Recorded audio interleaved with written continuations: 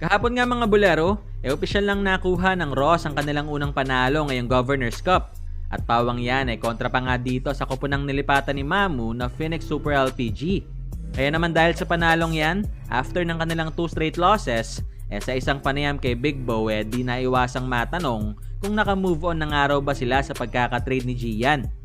Oo naman. We need to. Hindi pwedeng mag-duel kami kay Mamo. The good thing, yung kapestuhan ni Gian, si Deo, he's making the most out of the playing minutes na. Kasi kung tutusin mo, si Deo, pasulpot-sulpot lang. Minsan hindi pa nagagamit.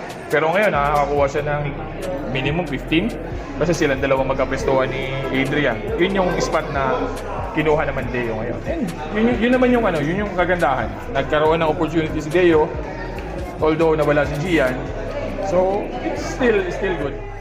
Dagdag pa dyan, sinabi rin ni Belga na wala siyang galit sa naging desisyon ni Mamu.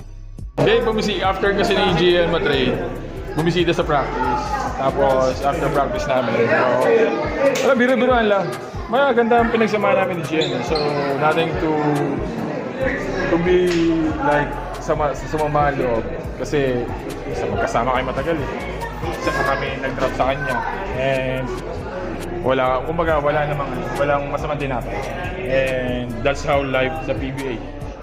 Pero maliban dito, mas nabulabog ang marami sa inamin ni Big Bo regarding sa pagkakawala ni Gian sa Rain or Shine. Nawalan na madaldal.